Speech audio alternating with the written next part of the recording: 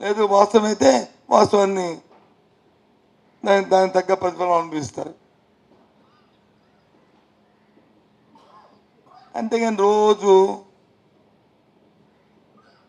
మన మిమ్మల్ని పిలిచి ఆ పేపర్లు నింపుకోవడానికి రోజు ఎవరో ఏదో మాట్లాడటం ఏదో రాసేయడం లేని పని ప్రజలకు వచ్చి అపోలు సృష్టించడం ఇది పెట్టి ఇంకో ఇక ఇది ఉన్నది కదా వాడు చేస్తే తప్పలేదు కదా నేను చేస్తే తప్పని ఇంకోటికి లేని పని అపోలుగా రేకెత్తించడం తప్పు చేసిన శిక్ష పడాలి కదా. సరే మీ ప్రభుత్వం చేయలేదు మా ప్రభుత్వం చేయలేదు మళ్ళీ మీరు వచ్చాక చేయండి తప్పలేదు కదా. ఈ రెండు విషయాలు మీతో మాట్లాడదామనే ఓ 40 రోజుల తర్వాత మళ్ళీ మేము ముందుకు వచ్చా. ఎన్నికలైన తర్వాత ఒకసారి కలిసాం మనం, మళ్ళీ 40 రోజుల తర్వాత మళ్ళీ మేము ముందుకు వచ్చాము. ఒకటి ఏదైతే పోర్ట్లో జరిగిన ఆ రోజు ఇంపోర్ట్ చేసుకున్న 25,000 కోట్ల రూపాయలు అని డ్రగ్స్ ఇంపోర్ట్ చేశారని సాక్షాత్తు సిబిఐ సాక్షాత్తు ఇంటర్పోల్ దాన్ని ఛేదించి ఆ రోజున్న సిపి గారు అక్కడికి వెళ్తే ఆలస్యంగా వచ్చారు. ఈయన్ని ప్రభుత్వమే ఆలస్యం చేసిందని ప్రభుత్వం మీద ప్రోత్సహించడానికి ఆ తదుపరి అది సంజయ్ ఆక్వా ఇంపోర్ట్ చేసుకొని తెలిసి ఆ సంజయ్ ఆక్వా మన భారతీయ జనతా పార్టీ అధ్యక్షురాలు అలాగే తెలుగుదేశం పార్టీ పెద్దల తాలూకా వాళ్ళ స్నేహితులు సన్నిహితులు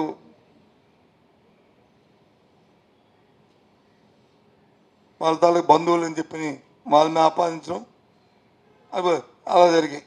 కాబట్టి ఆ రెండింటికంటే ముఖ్యం అసలు విశాఖపట్నంకి 25,000 కోట్లు వచ్చిందా లేదా, విశాఖపట్నం తాలూకా ఎలివేషన్ విశాఖపట్నం పోర్టుకున్న అవునొచ్చి ముఖ్యం. ఇది క్లియర్ చేయాలని రాష్ట్ర ప్రభుత్వం కూడా దాన్ని తెప్పించుకోవాలని ఉన్న స్థానిక నాయకులు కూడా దాన్ని అడగాలని, అలాగే పార్లమెంట్ సభ్యులు వచ్చి పార్లమెంట్లో ప్రశ్న వేయాలని, అవసరమైతే ప్రధానమంత్రికో వారికి హోంమంత్రికో దాని మీద ఒక లేఖ రాసి సమిష్టమైన లేఖ రాయండి. ఉత్తరాంధ్ర 5 ఎంపీలు అని మాల్ని నేను నిన్న మా పార్టీ ఎంపీకి కూడా చెప్పాను, మీరు కూడా ప్రశ్న వేయండి దయచేసి దీని మీద కావాలి. అలాగే రెండోది వచ్చి విశాఖపట్నంలో భూములు అమ్మాకంతం అయిపోయేవి అని రోజుకు ఒకరు వచ్చే స్టేట్మెంట్లు జిల్లా పరిషత్ మీటింగ్లోనూ అలాగే కౌన్సిల్ మీటింగ్లోనూ లేదు పత్రికా సమావేశాల్లోనూ ఒకరు దుమ్మెత్తి పోసుకోవడం, వీటికి అన్నిటికంటే ఒక ప్రాథమిక విచారణ సిట్ అనేది గత ప్రభుత్వం వేశారు. 2014లోను 14 తర్వాత 17 వేశారు. ఉదుతు పని అయిన తర్వాత దాన్ని మళ్ళీ 2004 సంవత్సరంకి ఎక్స్టెండ్ చేశారు. అప్పటి నుంచి జరిగిన పరిణామాలన్నీ ఎంక్వైరీ చేయమని, ఆ తర్వాత అది ఆ ప్రభుత్వం ఉన్నంతకాలం దాన్ని ఓపెన్ చేయలేదు. దాంట్లో అంశాలని తర్వాత వైసీపీ ప్రభుత్వం వచ్చింది, అందులో నేను కూడా మంత్రినే. మా ప్రభుత్వంలో కూడా వచ్చిన అప్పుడున్న అధికారులు వాళ్ళు దీంట్లో బెదిరింపులు చేసి కొంత స్థానికులు నాయకులు కొంతమంది బెదిరింపు చేస్తారనే అంశాన్ని తీసుకెళ్ళి చెప్పాం, దాన్ని ఓపెన్ చేయమని చెప్పాం. అయినా అప్పుడు కూడా జరగలేదు. సరే ఏదేమైనా ఇప్పుడు ఉన్న ప్రభుత్వం దయచేసి ఈ నాయకులు ప్రభుత్వం ఒత్తిడి తీసుకురండి, దాన్ని ఓపెన్ చేయమనండి. వాస్తవాలు ఏంటో తెలుస్తాయి, ఎవరు దోపిడీదారులో ఎవరు రీల్తో ఎవరు దొంగదో ఎవరు అన్నీ బయటకు వస్తాయి. దాని మీద ప్రజలకున్న అపోహలు పోతాయి. విశాఖపట్నం ఎలివేషను అది పనికొస్తుంది ప్రతిష్టకి, అర్థం చేసుకోవాలని, దీన్ని రాజకీయ ఆపాదించొద్దని చిత్తశుద్ధి ఉంటే ఈ 2 కార్యక్రమాలు చేయాలని మాట్లాడుతుంది. దయచేసి మీ ద్వారా ఆ నాయకులకు చెప్తున్నాను. ఇది అవన్నీ ఎప్పుడో వస్తాయి పోతాయి. ముందు ఉన్నదేదో నీ చేతిలో ఉన్నది చేస్తే దాన్ని బట్టి అన్ని వస్తాయి కదా. రెడ్ బుక్కో బ్లూ బుక్కో బ్లాక్ బుక్కో ఏ బుక్కో ఆ తర్వాత ముందు ఉన్న బుక్ ఓపెన్ చేయొచ్చు కదా. ఉన్న బుక్ ఓపెన్ చేయొచ్చు కదా. ఉన్న బుక్ ఓపెన్ చేస్తే తర్వాత అన్ని బుక్లు వస్తాయి. అదే చెప్తాను నేనే మాయంలో ఇప్పుడు నేనేమైనా తప్పు మాట్లాడి ఏంటి మాయంలో ఏంటి చెప్పు చెప్పు చెప్పు.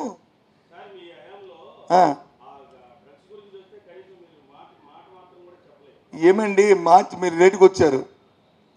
మార్చి 22వ తారీఖు నాడు జరిగింది ఎన్నికల సమయంలోనూ.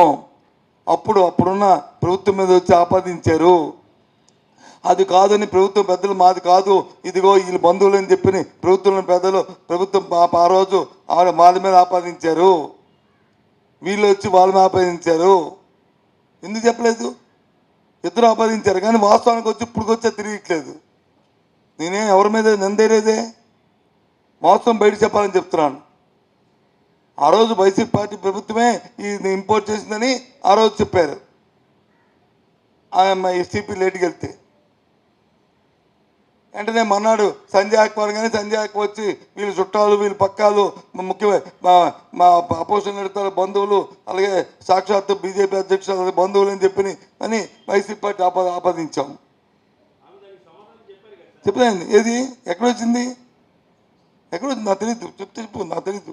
సారీ నేను ఇద్దరు అయిపోతాను చెప్పు. అసలు ఎందుకు 25,000 కోట్లు డ్రగ్స్ విశాఖపట్నం పోర్టుకు వచ్చాయా లేదా? అది వాస్తవమా కాదా? ఎస్, అదొక్కటే అడిగింది. అది వాస్తవమైతే ఎవరు చేశారు? ఎవరు దాన్ని ఇంపోర్ట్ చేశారు? దాని మీద ఎందుకు ఇంతవరకు చర్య తీసుకోలేదు అని పార్లమెంట్లోకి వచ్చేయమన్నాం తప్ప నేనేం అనలేదే. వాస్తవం నేను చెప్పాను. ఇప్పుడు అదే లేట్ అయ్యి ఆలస్యం గురించి అడిగారు. మా ఎంపీలకు కూడా చెప్పాను, రేపు వేస్తానికి వస్తాను చెప్పాను కదా. నువ్వు లేట్ అయిపోయి బాబు, నువ్వు ఆలస్యమే కొద్దిగా. నేనేమి అందుకే చెప్పాను ఇది రాజకీయ కోణంలో ఆలోచించొద్దు అని చెప్పాను. నేను అదే అది చెప్పాను ఇందా. ఏం చెప్పారండి? ఎవరన్నారు? 5 ఏళ్ళు నేను మాట్లాడదంటే తప్పు. నువ్వు ఇందా మాట్లాడింది నువ్వు అర్థం చేసుకోలేదా? ఆ సిట్టును ఓపెన్ చేయమని నేను 2-3 సార్లు అడిగాను. అయినా అవ్వలేదు.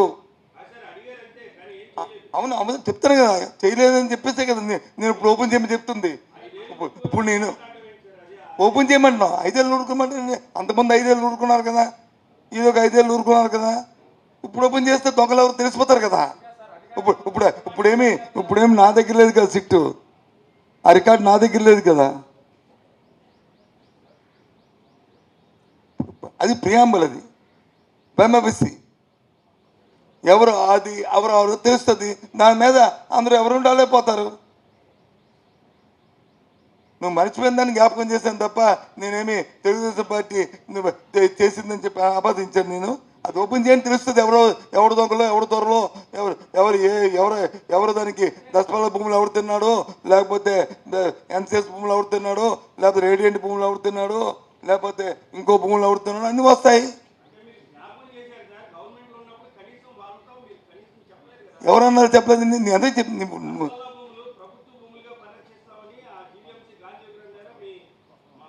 నేనే చేశాను. నువ్వంటావు నేనే చేశానంటే నేనే చేశాను వెళ్ళి ధర్నా. నువ్వెవరు అంటే నేనే చేశాను ధర్నా. నేను అందుకే చెప్తున్నాను. నేను ఇప్పుడు అయ్యాయి కదా అందుకే అది సిట్ ఓపెన్ చేస్తే అందులో ఉంటే తీసుకు యాక్షన్ ఎవడొస్తున్నాడు?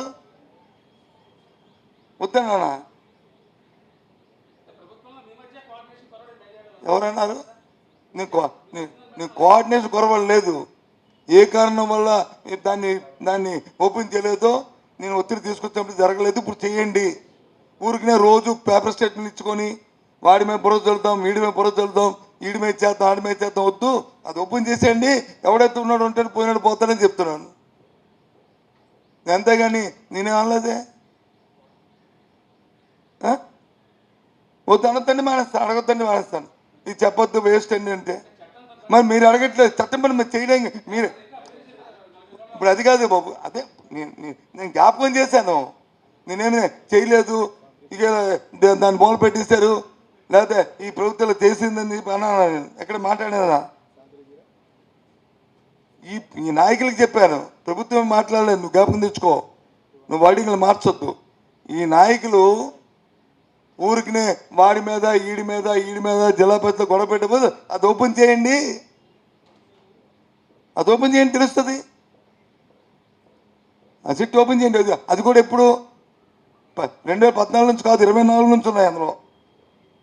అప్పుడేమి తెలుగుదేశం నాయకులు కాదు, అధికారం కాదు కదా, మాదే కదా, నేనే కదా అందులో మంత్రిని, అన్నాంతి కదా, అందరూ వస్తారు కదా. ఒకవేళ తప్పులు జరిగితే, దోపిడీ జరిగితే, దొంగతనం జరిగితే ఎందుకు అలాగా బుద్ధాలు తడుముకుంటారు మీరు? ఏదో ఏ పత్రిక నీది నాకు తెలియదు, సారీ.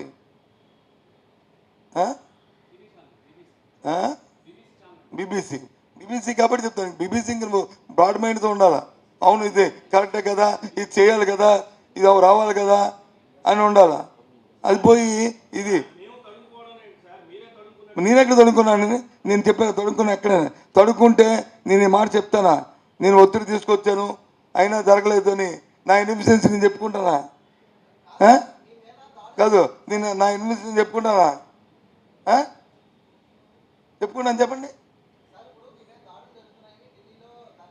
అవును, నెక్స్ట్ నెక్స్ట్ ఇప్పుడు రేపు నెక్స్ట్ ఇంక అప్పుడైపోద్ది. ఏమనంటే అక్కడ చేసిన దాడులు దేని మీద చేసాము?